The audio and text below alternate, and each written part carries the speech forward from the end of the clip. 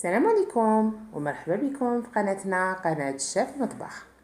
اليوم جبت لكم وصفة صيفية بامتياز. كما راكم تشوفوا جبت لكم فطيرة تركية هايلة خفيفة وبنينة بزاف. وكما راكم تشوفوا من نفس العجينة درت نوعين.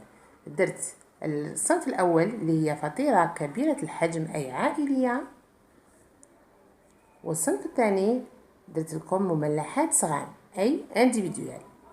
دوكا لو شوا يعود ليكم على حساب وليداتكم واش يحبوا. تابعوا معنا تشوفوا الوصفه.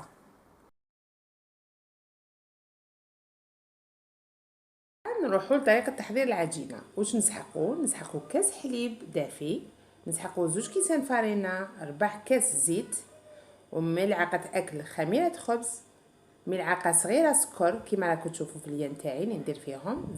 ضفت لهم كاس حليب دافي، نخلطهم مع بعض ونخليهم يتفاعلوا مده 5 دقائق.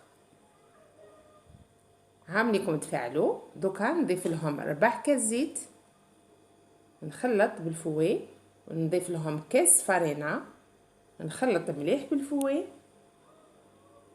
نضيف لهم ملعقه صغيره ملعقه قهوه ملح، ونضيف الكاس الثاني. وانتوما على حسب الفرينه تاعكم تقدر تدخل حتى من 2 كيما انايا دخلت لي 2 كيسان وربع فرينه.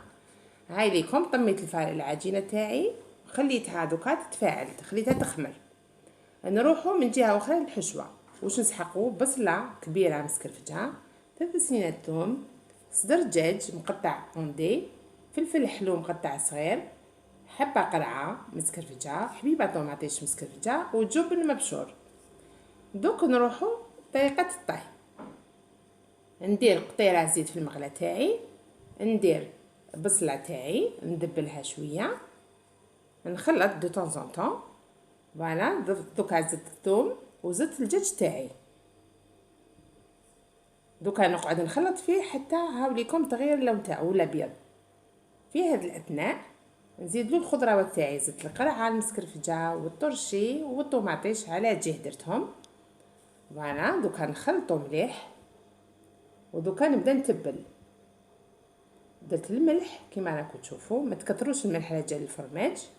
دوك درت العكري، واللي تحب دير هريسه دير هريسه، وتزيد فلفل كحل اللي تحب.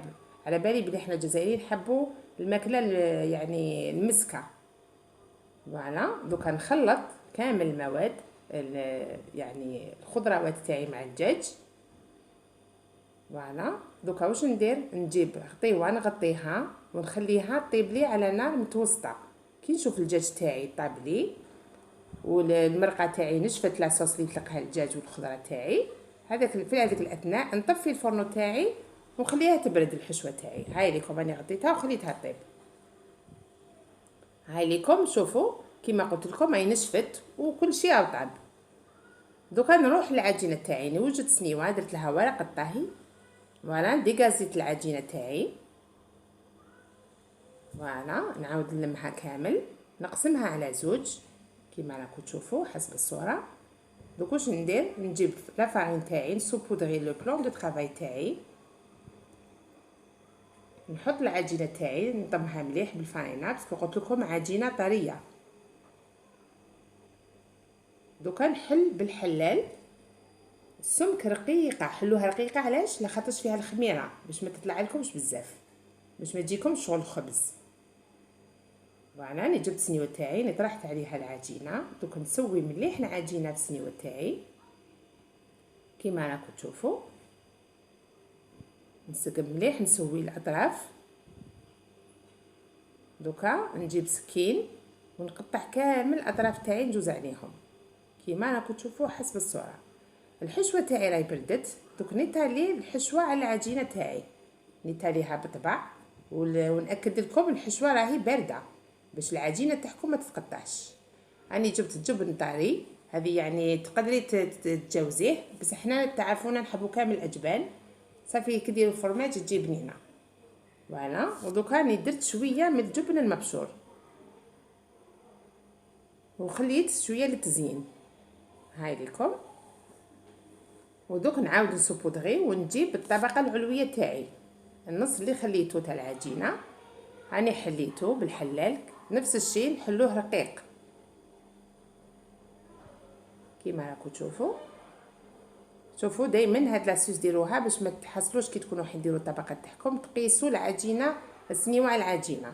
هاي ليكم جاتني بزياده. دوك نقطع الاطراف هي اللي تخدموا بهم مملحات صغار.